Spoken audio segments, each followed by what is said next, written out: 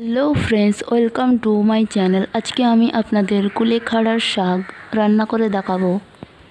এই রেসিপির জন্য সবার প্রথমে আমি এক আটি কুলেখাড়ার শাক নিয়ে পাতাগুলো খুব ভালোভাবে বেছে নিয়েছি এবং ডাঁটাগুলো আলাদা করে দিয়েছি। শাকগুলো কুচি কুচি করে কেটে নিয়েছি এবং পরিষ্কার জল দিয়ে ধুয়ে নিয়েছি। তুলে নিয়েছি একটা পরিষ্কার পাত্রে।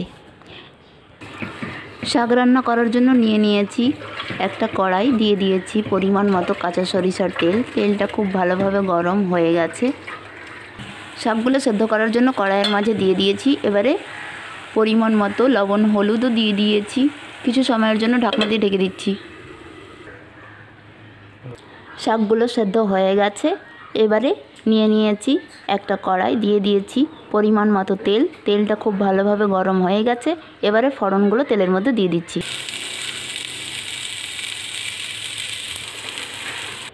ফোড়নগুলো হালকা ব্রাউন হয়ে আসছে। সেদ্ধ করা শাকগুলো ফোড়নের মধ্যে দিয়ে দিচ্ছি। শাকের সঙ্গে ফোড়নগুলো খুব ভালোভাবে মিশিয়ে নিয়েছি।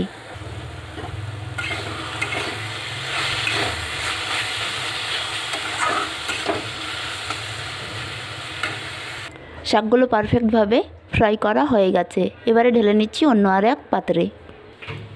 শাক রান্নার প্রসেসটা যদি আপনাদের ভালো লেগে থাকে তাহলে আমার ভিডিওতে একটা লাইক দিয়ে চ্যানেলকে সাবস্ক্রাইব করে রাখুন। ফিরে আসছি নেক্সট ভিডিওতে। এখনকার মতো আল্লাহ হাফেজ, বাই।